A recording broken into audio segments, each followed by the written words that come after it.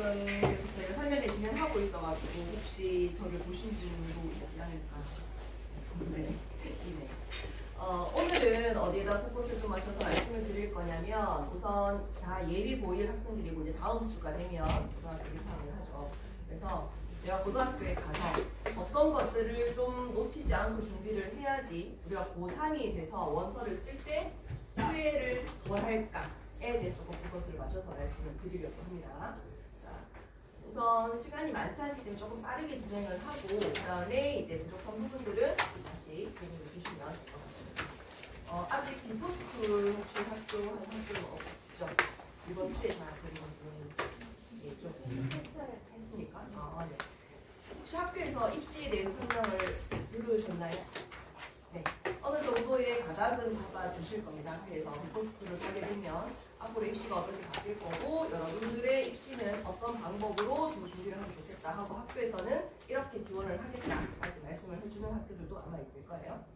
자, 근데 여러분들이 가는 학교들이 어쨌든 인원수가 적지 않은 학교들이기 때문에 내가 내 걸 제대로 챙기지 않으면 어떻게 보면 놓치는 것들이 있을 수 있습니다. 그래서 여러분들이 무엇을 좀 챙겨서 내가 어떤 활동들을 좀 위주로 해야지 여러분 나중에 입시를 할 때 좀 낼 수 있는 선택지가 많을지 이것도 한번 보시면 될 것 같습니다. 이야기를 안 할 수가 없습니다. 지금 다 어느 정도의 입시에 대한 입시 전형에 대한 어느 정도의 상식은 있다라고 생각은 하고요. 우선 크게 수시 전형이랑 정시 전형이 있고 여러분들이 이제 고교학 통제가 시행되고 두 번째 입시를 치르는 해가 됩니다. 그래서 아마 2028년 입시에서 크게 변동은 없을 것 같으나 바뀔 거는 뭐냐면 정확하게 이거는 변동사항이 없이 바뀔 거는 학생부 종합전형의 비중은 점점 커질 거다. 그렇지 않으면 고교학점제를 끌고 갈 이유가 없습니다. 고교학점제를 하겠다는 건 학생의 진로와 적성에 맞추어서 무언가를 하겠다는 건데 그걸 평가를 하지 않으면 고교학점제가 의미가 없기 때문에 그 입시 전형은 점점 확대된다. 이거는 바뀌지 않아요. 그래서 여러분들이 수시하고 정시를 보면 우선 수시 전형에서는 학생부 교과 전형이 있고 학생부 종합 전형이 부분입니다. 크게는 학생부 교과 전형은 내신 성적이 퍼센테이지가 높습니다. 비율이 높고 그 다음에 종합전형 같은 경우에는 내신 성적도 중요하지만 내가 활동했던 내용들 좀 더 많이 평가하는 전형이다. 이렇게 생각하시면 이 전형 안에는 뭐가 포함됩니까? 수능 최저도 포함되는 전형도 있습니다. 내가 5등급제에서 한 2등급까지는 내신을 받을 수 있겠다라고 생각하는 친구들, 상위 한 30%에서 40% 내에는 들어갈 것 같아라고 하는 친구들은 무조건 종합전형을 준비를 하셔야 돼요. 예를 들어서 내가 2점대 2.7, 2.8로 내신 등급 컷이 컨텐이 잡혔습니다. 그러면 종합전형으로 낼 수 있는 서류는 그 등급에서 0.5 이상이 올라간다고 보시면 돼요. 그럼 그 카드를 버리고 내가 성적으로만 가겠다? 너무 아깝잖아요. 그죠? 그럼 다 버리고 성적이 안 되니 나는 정시로 가겠다 라고 생각하실 수 있죠. 근데 정시 같은 경우에도 지금 상위권 대학들이 이미 서울대 같은 경우에는 2028년 시행 계획에다가 우리는 정시에다가 교과 역량 평가를 40%를 하겠다. 1단계에서 3배수로 뽑고 1단계에서 3배수를 뽑으면 어떻게 될까요? 서울대의 정시 전형을 지원한 친구들이 1단계 3배수를 뽑혔어요. 그 친구들 수능 점수 차이가 거의 안 나겠죠? 네, 거의 똑같은 아이들이 든다고 보시면 됩니다. 그럼 2단계에 가가지고 1단계 수능 성적 60%, 2단계 교과 영역 40% 보겠다. 결국 뭘 얘기하는 겁니까? 교과로 뽑겠다는 거죠. 그렇기 때문에 나는 그러니까 이 서울대를 내가 우리 아이는 서울대 지원할 거 아닌데요 라고 생각하실 수도 있지만 이걸 왜 얘기하냐면 거기서 먼저 이렇게 터트렸기 때문에 우리나라에서 제일 좋은 대학이 터트렸기 때문에 다른 대학들이 안 따라갈 수 있습니다. 처음에 작년까지만 해도 서영고, 그러니까 그 전까지 서영고만 정시전형에서 서류를 받습니다. 이제 올해 입시에서 더 늘어났죠. 점점 내려오고 있습니다. 경대 같은 경우에도 교과 전형에서 아까 말씀드린 학생부 교과라고 하는 내신 성적으로 평가하는 거기에서 30%를 교과 이수 충실도를 부합시켰습니다. 그러면 내가 선택하는 선택 과목들, 그다음 우리 학교에서 만들어지고 있는 소인수 과목들 이런 것들에서 얼마만큼 잘 이수를 했느냐 이렇게도 중요한 거죠. 그렇기 때문에 서류를 이제 포기하고는 입시를 치르기가 좀 어렵다. 그만큼 서류에 좀 신경을 쓰셔야 된다. 성적은 가능합니다. 자, 쉽게 얘기하시면 그 대학에다가 내가 지원하고 싶은 대학에 내가 낸다면 나랑 비슷한 성적대 친구들이 대부분 낼 거죠. 그러면 내신 성적으로 그게 가능이 안 된다는 거죠. 그럼 얼마나 이 학생이 학교 생활을 열심히 했느냐, 우리 학교 오고 싶어가지고 얼마나 전공에 맞게 활동을 해왔느냐, 이런 것들을 평가한다고 생각하시면 되고. 그래서 오늘의 내용의 핵심은 그만큼 여러분들이 해야 되는 활동들이 중요하다. 한 글자 한 글자를 정말 소중히 여겼으면 좋겠다. 네. 그래서 한번 보겠습니다. 이제 이런 것들이 이제 평가한다고 보시면 돼요. 내신 등급이 2.3이다. 예를 들어서. 그래서 이 학생이 지금 생명공학과를 희망을 했죠. 그 다음 핵심 탐구 활동으로 요런 활동을 했습니다. 탐구 심화 프로젝트, 요약을 한 거죠. 학생 전체에서. 심화 프로젝트 활동도 했고, 독서 15건 했고, 선생님 독서는 포함이 안 되지 않습니까? 라고 생각하실 수 있죠. 독서 항목은 포함이 안 됩니다. 대신 여러분들은 뭘 하셔야 돼요? 교과목이든 자율활동이든 글자가 들어가는 데다가 내가 탐구를 했으면 뭘 참고해서 탐구했다라고 하셔가지고 참고 도서가 교과목별로 세트에 다 기재될 수 있도록 하셔야 됩니다. 저도 이제 학생들 평가할 때 학생부를 받잖아요. 그러면 제일 먼저 형광펜 초록색을 들고 읽은 책들 다 체크합니다. 책 몇 개 들어갑니다. 이게 왜 중요하냐면 이 학생이 활동을 했다는 것에 대한 객관적인 근거가 됩니다. 그리고 아까 말씀드렸는데 그 종합 전형이 늘어나면서 종합 전형에 대한 서류 평가에 대한 진위 여부를 확인하기 위해서 종합 전형에서는 면접 전형이 늘어났습니다. 면접이 붙어 있는 과목들이 많습니다. 학과들이. 그러면 면접 전형에 가서 다 질문이 들어옵니다. 이 책을 네가 정말 읽고 탐구했는 게 맞느냐? 그러면 선생님 면접 전형 넣을 때 책을 안 읽고 넣어서 어떡하죠? 우선 1차부터 고민하시면 됩니다. 그래서 서류가 1차를 붙어야 내가 그걸 말할 컨텐츠가 생기니까 그거는 수능 치고 다시 공부하시면 돼요. 그래서 최대한 많은 공신력 있는 자료들을 첨부하시는 걸 추천드려요. 근데 이거를 그냥 생뚱맞게 내가 마지막에 선생님 학교 선생님 가가지고 저 이거 읽었어요 적어주세요 하시면 안 되고 수행평가든 탐구보고서든 모든 학교에 제출하는 종이 밑에다가 참고 도서, 참고 문헌, 참고 자료에 다 기재하신 다음에 제출하셔야 돼요. 기재가 안 돼 있으면 선생님이 적어주실 수가 없어요. 그렇기 때문에 여러분들이 하나하나 학교에 제출하는 것들에 신경을 쓰셔야 된다는 거예요. 어쨌든 그래서 지금 전공할 도서 15권 나오는 거예요. 이렇게 확실히 사위권으로 갈수록 책이 많습니다.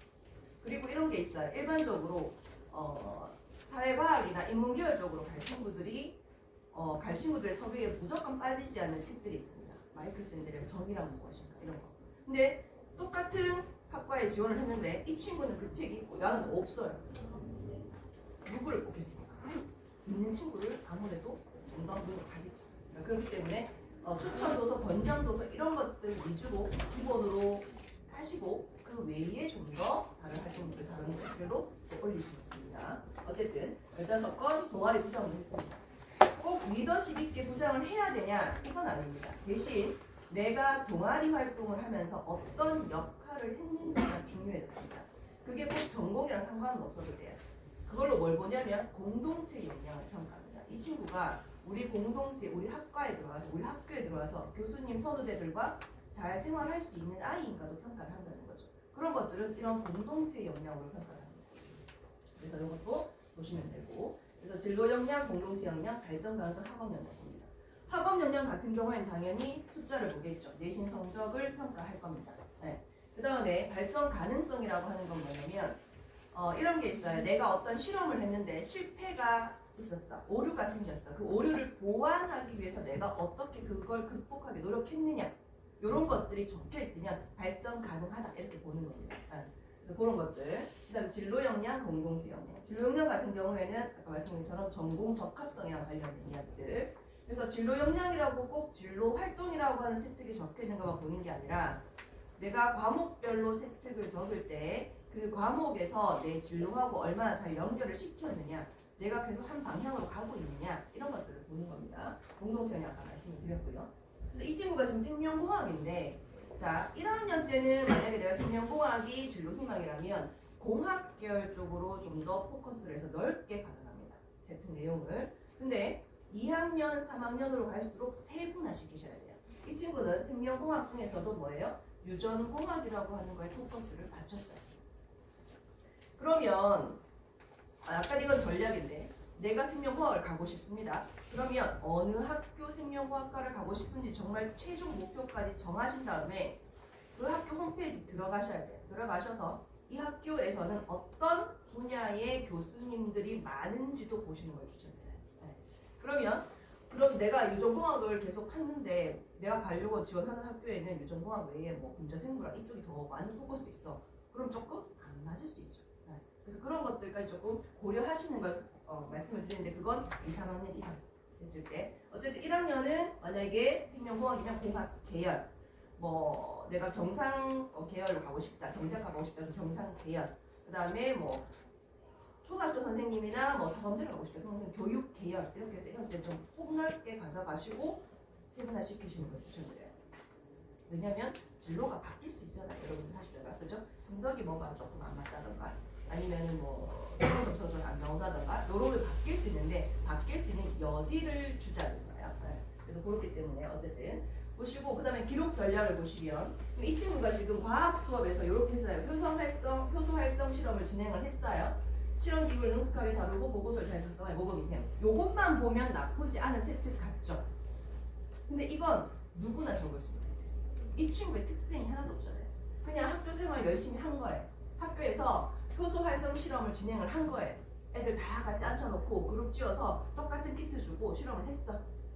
그리고 난 다음에 선생님한테 선생님 지시 잘 따르고 잘 참여했네. 그 정도의 수준에 보시면 돼요. 그러면 이 경우를 어떻게 쓰냐면 이건 학교 선생님이 그냥 일반적으로 적어주는 거예요. 학생이 안 적어내면 모르는 거예요. 선생님이 이 학생이 이 실험을 통해서 뭘 느꼈는지를 모를 수 있죠. 그걸 학생들이 적어내셔야 되는 거야. 그럼 이 학생이 이렇게 하는 거야. 우리가 실험을 하다가 오차가 생겼어. 그 오차를 이렇게 수정하면 좋겠다라고 생각을 했어. 그래서 그걸 선생님한테 어필을 한 거예요. 그럼 선생님도 적어주실 말이 생기는 거죠. 똑같지 않게. 그러니까 이런 식의 세트들을 좀 높게 평가한다. 이렇게 생각하시면. 자, 요거는 이제 예시입니다. 그러면 이제 학생부가 얼마나 좀 의미가 있냐. 지금 뭐 지원자 3명입니다. 방송공부학과가 지금 인문계열에서는 아주 핫한 학과죠. 자, 이 친구가 지금 전체는 2.4, 2.53, 뭐 2.6에서 A가 좀 높긴 높습니다. 또 기초교과 같은 경우에는 C 지원자가 훨씬 높아요.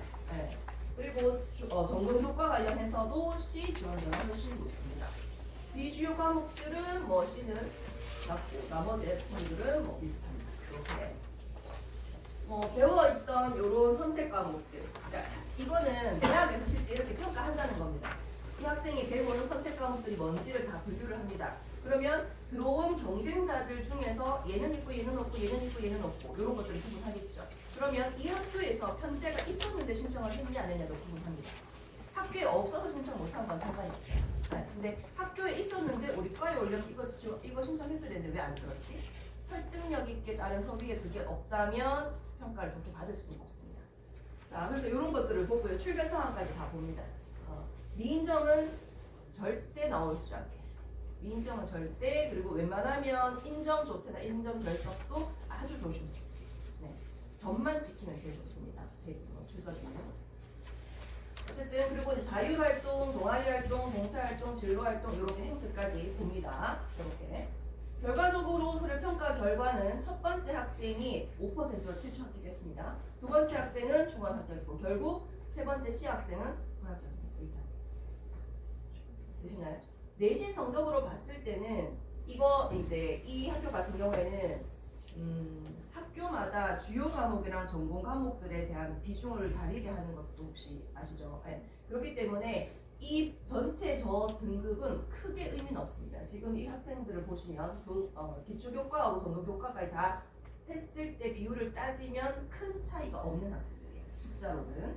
근데 결국 이런 활동들을 기준으로 해서 좀 차이가 납니다. 평가를 어떻게 했냐면 A 학생 같은 경우에는 관련 소양 과목을 잘 들었고 근데 그 과목들이 좀 성적이 우수했고 그 다음에 주도적 학습 능력이 보였고 광고 관련해서 꾸준히 탐구 노력을 했다는 게 보였다는 거죠. 이 서류를 평가했을 때. 그다음 B 지원자 같은 경우에는 적극적으로 수업은 잘했어. 이거죠. 모범생이었다는 거예요. 학교 선생님한테 말씀을 잘 듣고 학교 모든 수업에 잘 참여를 했어. 그런 것들은 보이지만 어느 정도 우리 학교의 광고학과라는 그 학과에 오기에는 조금 탐구 역량이라던가 전공 적합성 이렇게 조금 부족할 수는 있다. 그래서 이 친구는 처음에는 대학했다가 제초학교로 아니 중간학교로 들어가는 거죠. 그다음 C 지원자 같은 경우에는 성적은 우수하지만 전공 관련 노력 확인이 안 된다. 이렇게 돼 있습니다. 그러니까 그런 것들 때문에 비슷하게 학습을 했음에도 불구하고 C 지원자는 1단계로 들어가는 사례가 있다는 거죠. 그 다음 요거는 정보통신학과 그냥 요거만 보겠습니다. 점수대를 보시면 C 지원자 같은 경우에 C하고 A하고 큰 차이 없습니다. B 지원자 같은 경우는 C보다 훨씬 전체 등급은 낮습니다. 근데 아까 보신 것처럼 A는 최초 합격, B는 중원, C는 불합격 이렇게 됩니다. 그러니까 숫자가 그래서 어머니들이 학생부 종합 전형은 깜깜이 전형이다 믿을 수 있냐 없냐 아무도 모르는 거죠. 근데 평가는 이런 식으로 진행됩니다. 숫자를 보지 않고 글자만 봤을 때 확실히 드러나는 친구들이 있어요. 그러면 내가 숫자하고 학교마다 숫자를 보고 같이 보는 데가 있고요. 아예 숫자는 제외시키고 글자만 보는 학교도 있습니다. 그러면 우리 아이가 어느 학교에 어떤 전형에 맞는지도 한번 포커스를 맞춰서 조금씩 변화는 시키셔야 돼요. 전략들을 계속해서. 어쨌든 그래서 A 지원자 같은 경우에는 탐구 역량 뛰어나고 뭐 필요한 우리 학과에 필요한 역량을 잘 갖추고 있다라고 확인이 되는 학생이고, 그다음 B 지원자 같은 경우에는 이게 정보통신공학과니까 우리 학과에 딱 오기에 맞지는 않으나 우리 학과의 기초 교과인 수학, 물리학에 좀 더 얘가 특색이 있는 것 같아 이런 과목인 거죠. 그러니까 이것도 차선책일 수 있습니다. 내가 만약에 전공을 못 살리겠다 그러면은 내가 가고 싶은 계열이 만약 공학 계열이다 그러면 수학, 과학을 좀 더 열심히 하시는 것도 좋아요. 그쪽으로. 그다음에 C 지원자 같은 경우에는 성적은 우수하지만 아까처럼 좀 알아보기 어렵다, 아쉽다 이런 내용들이 적혀있습니다. 그러면 좋은 세특이 뭐냐? 얘가 이제 문화유산학과입니다. 문화유산학과를 가는데 수학 세특을 어떻게 쓸 것이냐? 네. 모든 세특을 진로와 연결시킬 필요는 없습니다. 학업 역량이 드러나게 하셔도 된다는 거예요. 그리고 수학 같은 경우에는 연결시키기가 조금 어려우니 내가 학습에서 배웠던 내용을 심화했던 것들을 적으시면 됩니다. 이렇게. 그 다음에 식품생명공학과니까 화학, 미하고 확실하게 맞아떨어지겠죠. 세특을 쓸 때 제일 중요한 건 이 활동을 한 동기입니다. 이 학생이 이 활동을 왜 했느냐. 근데 그 동기를 찾아오는 건 교과 과목에서 교과 단원 수업 시간에서 가져오는 게 제일 좋습니다. 내가 학교 수업을 듣다 보니 이 부분이 좀 궁금해져서 그 부분에 대해서 좀 더 깊이 있게 탐구하고자 이 탐구 활동을 했다. 이렇게 가는 게 제일 바람직한 스토리이기는 해요. 그러려면 여러분들은 수업 시간에 앉아서 계속 고민하셔야 돼요. 오늘 내가 뭐 등비수열 배웠어. 그럼 등비수열과 관련해서 내가 가지고 있는 진로 아니면 내가 궁금한 거 뭐가 있지? 계속 고민하셔야 돼요. 그리고 그거랑 다른 교과목이랑 연결시키면 베스트입니다. 융합 역량을 볼 수 있는 거예요. 그런 것들. 그런 고민들을 하시면서, 그리고 요건 요즘에 조금 트렌드긴 한데 이것도 세특도 트렌드가 있습니다. 서울대에서 높게 평가하면 이게 트렌드가 됩니다. 서울대에서 지금 뭘 좀 좋아하냐면 학생이 어떤 호기심을 가지고 탐구 활동을 했습니다. 그 탐구 활동을 하고 나서 어떤 결론을 도출을 했죠. 도출한 결론을 가지고 토론을 진행합니다. 친구들을 모아서 이게 맞는 것 같아 하고 서로 토론을 진행해요. 그런 세특이 지금 제일 높게 평가받고 있는 세특이다. 그래서 나만 알고 있는 게 아니라 내가 알고 있는 지식을 나누는 거죠. 그런 것들 좋아. 그걸 공동체에 대해서 높게 평가하기도 하고요. 네, 이런 거 참고하시면 되겠습니다. 요거는 이제 체육 과목에서도, 그러니까 뭐 주요 과목만 보는 거 아니야라고 생각하시는데 혹시 여기에 이제 뭐 내 성적이 좀 최상위권이고 나는 메디컬을 노리고 있다 하는 친구들 같은 경우에는 체육, 음악, 뭐 예술 과목들 다 신경 쓰셔야 됩니다. 거기에 들어오는 서류는 우리 어쨌든 전국에서 거의 베스트인 서류들이 들어옵니다. 그러면 거기에서 또 구분을 또 할 거 아닙니까? 그럼 뭡니까? 이제 예술까지 다 봅니다. 거기서는 뭘 볼 수 있어요? 학생의 인성을 볼 수 있어요. 그런 것들, 공동체 연연했고 도모했고 뭐 내가 도전했고 실패했지만 내가 뭐 농구공 10개 넣기를 실패했지만 그걸 극복하기 위해서 나의 자세를 고치기 위해 어떻게 했고 뭐 이런 것들이 다 적힙니다. 그러니까 그런 것들. 이런 세특도 있었어요. 어떤 친구는 그 친구는 경찰행정학과가 이제 희망인 학생이었는데 체육 시간에 낙법을 배운 겁니다. 낙법. 근데 그걸 뭐랑 연결시켰냐면 조금 이제 재밌어요. 뭐라 연결시켰냐면 경찰이 시위를 이제 진압하는 과정에서 그러니까 아까 이제 그 시위하는 사람들을 이제 잘못 다루어서 그 사람들이 넘어져 다쳤다 하는 신문 기사를 접한 거예요. 그래서 내가 그러면 체육 시간에 배웠던 이 낙법을 제대로 그 사람들한테 알려주면 안 넘어지지 않을까? 되게 생뚱맞죠? 웃기죠? 근데 이런 세특들이 고등학생이 할 수 있는 세특인 거예요. 그러니까 되게 거창하고 좋은 게 아니라 학생이 그만큼 수업에 참여했고 그것들을 내 즐거움에서 연결시키려 노력했구나. 그래서 그 친구가 낙법을 하는 자세에 대해서 아주 구체적으로 서술했다라고 하는 한국 보고서를 제출한 거예요. 어떻게 하면 잘 덜 다치게 넘어질 수 있는지 그런 것들을 가지고 오는 거죠. 그러니까 그거는 어쨌든 교과에서 모티브가 오고 내 진로랑 연결시키는 거죠. 그렇게 해서 그 결과가 좋든 나쁘든 그 탐구 내용이 퀄리티가 높든 안 높든 어쨌든 동기는 중요하다. 그런 것들. 자, 그럼 구체적으로 학생부 같은 경우는 이렇게 적힙니다. 출결 상황 들어가고요. 그 다음에 조금 학교 폭력, 그 다음에 창의적 체험 활동이라고 해서 저기에 이제 현재 1학년, 2학년들은 자율자치활동. 이제까지는 3학년들은 자율활동인데 여러분들은 자율자치활동으로 들어가고요. 그 다음에 진로활동, 동아리활동 들어가요. 그래서 3월 달에 들어가시면 동아리 선정을 하실 거예요. 요즘에 인기 있는 동아리들은 면접까지 봅니다. 그래서 1차, 2차까지 면접 보고 선배들이 자르고 막 그럽니다. 그래서 나중에 내가 꼭 들어가고 싶은 동아리가 있다면 그걸 1순위로 하시고 만약에 튕겨서 못 들어갔다 그러면 추천드리는 건 독서 동아리 아니면 봉사 동아리 이런 것들 아니면 영어 신문 읽기 동아리 이런 거 있습니다. 애들 인기 없는 동아리 그런 거 들어가셔가지고 내 주제에 맞게 선택 쓰시면 됩니다. 걱정 안 하셔도 되고 어쨌든 동아리 활동을 하시면 되고 그 다음 특기사항 해서 저거는 담당 과목부 선생님이 적어주시는 거고 세부 특기사항 개인별 세부 특기사항 이런 게 있습니다. 보시면 과목별 세부 특기사항은 교과목 선생님이 다 적어주십니다. 교과목 선생님이. 근데 개인별 세부 능력 특기사항이라서 줄여서 우리가 개세특이라고 얘기를 하는데 거기에는 학교에서 했던 학술 대회 이런 것들 그 다음에 학교에서 무슨 융합 대회처럼 융합 발표 탐구 대회 이런 것들을 학교에서 막 열어줄 겁니다. 그러면 거기에서 손들고 무조건 나가시고 참여하시고 내게 뽑히든 안 뽑히든 제출하시고 자료를 제출해야 세특에 적을 수가 있겠죠.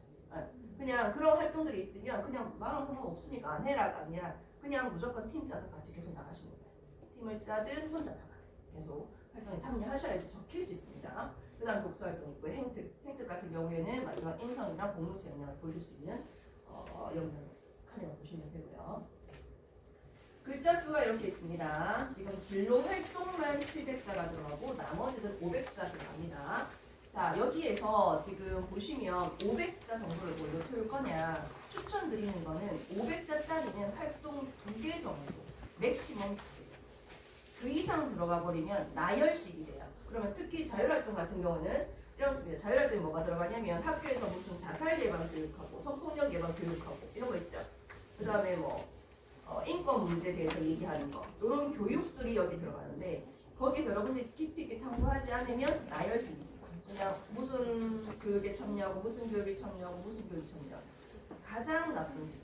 그래서 예를 들어서 금연 예방 교육을 받았다. 그러면은 그걸 듣고 내가 그걸 동기로 해서 그 수업에 참여하고 메디컬 쪽이라면 니코틴 중독이 얼마나 장기간 되었을 때 중독으로 우리가 평가한 것인가 이런 거에 대한 고민을 가지고 관심을 가지고 탐구를 했다 하고 그것들을 심화시키면 되는 거죠.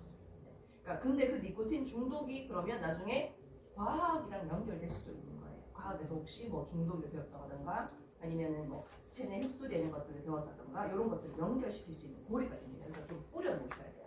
이걸 2학년 때 써먹을 수도 있게. 그렇게 해서 자율활동 같은 경우에도 최대한 2개 정도를 깊이 있게 탐구하시는 걸 제일 추천드려요. 그리고 진로활동은 지금 700자니까 얘는 그래도 한 3개 정도 활동이 들어가면 된다. 근데 또 3개까지 넣으면 이게 글자 수가 너무 작고 얕아 보일 것 같으면 차라리 2개를 좀 더 깊이 있게 하시는 것도 좋아요.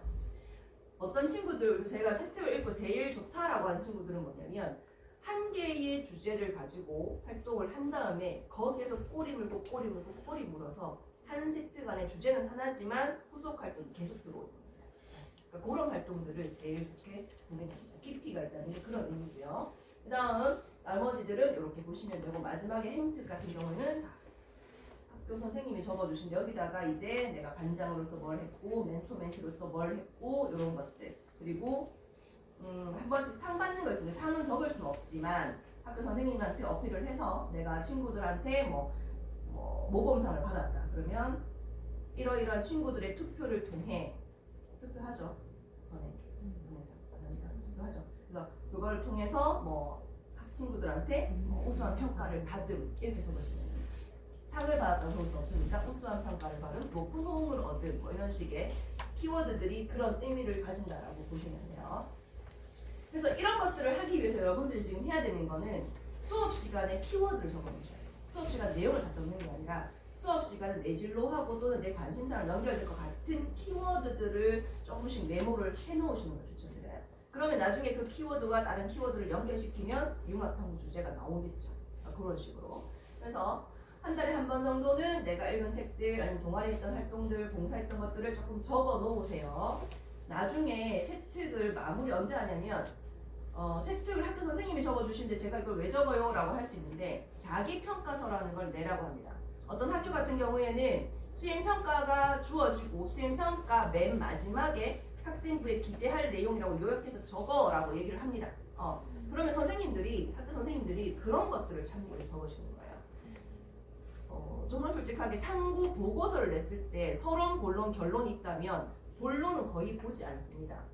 왜냐면 고등학생들이 본론의 내용을 깊이 있게 탐구했을 거라고 생각하지 못하죠. 그래서 왜 했는지 그 다음에 결론에서 그래서 이걸 통해서 네가 뭘 알게 됐는지 이게 제일 중요해요. 거기에 포커스를 맞추시고 그것들을 요약해서 자기평가로 내시면 됩니다. 네, 그래서 창체 같은 경우는 자율, 동아리, 진로활동이 들어가고요. 이것도 예시입니다. 예를 들어서 이 친구 같은 경우에는 지역활동 수질조사 과학탐구 프로젝트를 했어요. 되게 거창하죠. 이 문구가 세특에 들어가야 되는 거예요. 내가 쓴 탐구 보고서의 주제가 세특에 들어갈 수 있게 하셔야지 그냥 탐구 프로젝트를 진행함 이거 안 되죠. 뭘 했는지 구체적으로 이걸 적으셔야지 나중에 면접을 가도 면접관이 물어볼 수 있죠. 네, 그런 것들. 그래서 그 면접관이 뭘 물을까요? 너 이거 왜 했어? 라고 묻겠죠.